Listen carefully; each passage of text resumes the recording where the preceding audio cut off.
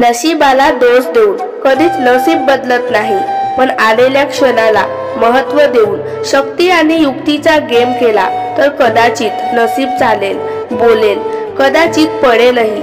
म्हणूनच लाभलेल्या क्षणाचा महोत्सव करता आला पाहिजे, तरच आयुष्य जगणं सोपं होते। रागाने गेलेली व्यक्ती परत येऊ शकते, शांतपणे निघून गेलेली व्यक्ती पुन्हा परत कधीच येत नाही। म्हणून कोणाला इतका पण त्रास देऊ नका की ती व्यक्ती शांतपणे कायमची निघून जाईल आणि आपण फक्त बघत राहू।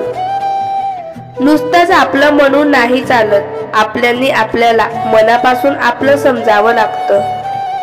मुलीची सासरी पाठवणी करताना तिला अवश्य सांगा, माणसाबरोबर लग्न लावून दिलंय, पण जर तो माणूस जनावर निघाला तर बिंदास माहेरी परत ये, कारण लग्न परत होऊ शकतं, पण अशा स्वार्थी लालची माणसामुळे जीव गेला तो परत मिळणे शक्य नाही।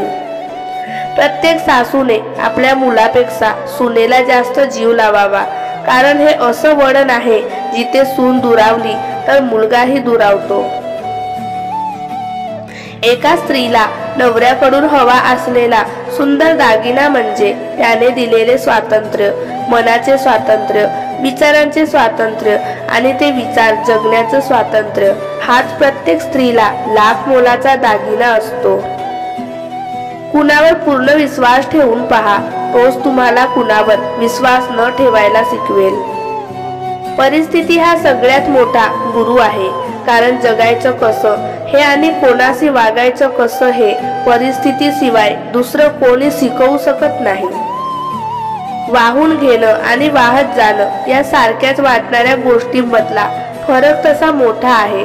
वाहून घेतलेलं एक वेळ ठीक, वाहत गेलेला माणूस मात्र सहसा परत सापडत नाही। चार भिंतीच्या आत जितकं रडायचं तितकं रडावं, परंतु कुणी आलंच घरी तर दार मात्र हसून उघडावं। लोकांना जर कळलं की तुम्ही आतून तुटले आहात तर लोकांनी तुम्हाला लुटलंच म्हणून समजा। कधीही खोट्या भ्रमात जगण्यापेक्षा वास्तवाचे चटके बसलेले चांगले असतात। निदान पुढे जाऊन आयुष्याची राख रांगोळी तर नाही होत। प्रेम निर्माण व्हायला सहवासाची मदत लागते, जितका सहवास जास्त तितके प्रेम जास्त।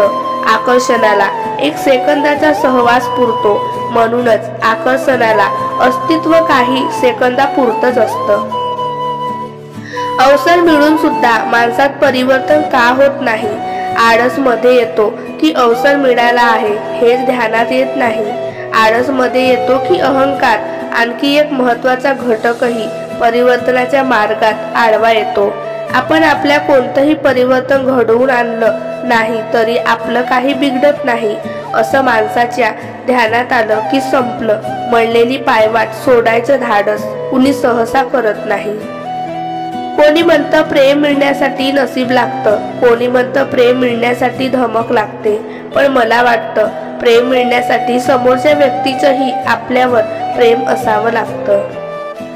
जमवून घेण्याची पारी येणं म्हणजेच कुठंतरी मुळालाच धक्का। प्रचंड आघातांनी माणूस तेवढाच खचत नाही, कारण त्याच्या मनाची पूर्तता झालेली असते। अनपेक्षित बारीक सारीक धक्क्यांनीच माणूस खचतो, कारण त्या प्रसंगांना तोंड देताना तो एकटा असतो। नजर आणि स्पर्श प्रेमाची ही भावना इतकी सर्वश्रेष्ठ भावना आहे की नुसते शब्द कमी पडणार आहेत हे जाणूनच निसर्गानं स्पर्श निर्माण केला। म्हणूनच प्रेमाची सांगता स्पर्शाशिवाय होत नाही। शब्द मोफत असतात, पण त्यांच्या वापरावर अवलंबून असते की त्यांची किंमत मिळेल की किंमत मोजावी लागेल। अशा माणसाला गमावू नका ज्याच्या मनात तुमच्याविषयी आदर, काळजी आणि प्रेम असेल। लपवणारे व फसवणारे खूप असतात, गरज नसताना सुद्धा आपली आठवण काढणारे खूप कमी असतात। जगायला माणसं लागतातच, पण आतल्या वर्तुळात कोणती माणसं घ्यायची आणि बाह्य वर्तुळात कोणती माणसं ठेवायची याचं गणित एकदा जमायला लागलं की जगणं सोपं होतं। नाती फक्त रक्ताचीच असतात असं नाही, नात्यात सगळ्यात महत्त्वाची असते जाणीव। जाणीव असेल तर परकी माणसंही आपली होतात, आणि जाणीव नसेल तर आपल्या माणसांना परखवायला वेळ लागत नाही. आयुष्य किती जगू हे महत्त्वाचं नाही, आयुष्य किती चांगले जगता येईल हे महत्त्वाचे आहे. प्रत्येक वेळी माघार घेणारा माणूस चुकीचा असतोच असे नाही, किंवा असेही नाही की तो कमजोर आहे. फरक इतकाच असतो की त्याला स्वतःच्या पेक्षा नाती जपत असताना एक पाऊल मागे का होईना येण्यात कमीपणा अथवा कोणत्याही स्वरूपाचा संकोच वाटत नाही. माणसे कमविण्यात जो आनंद आहे तो पैसा कमविण्यात नाही. आयुष्य म्हणजे तुम्ही किती श्वास घेतलेत हे नुसतं, तुमच्या आयुष्यात श्वास रोखणारे किती क्षण आले हे आहे. जुन्या वाटेवर अडचणी आल्याशिवाय नवीन वाटांचा शोध पण लागत नाही.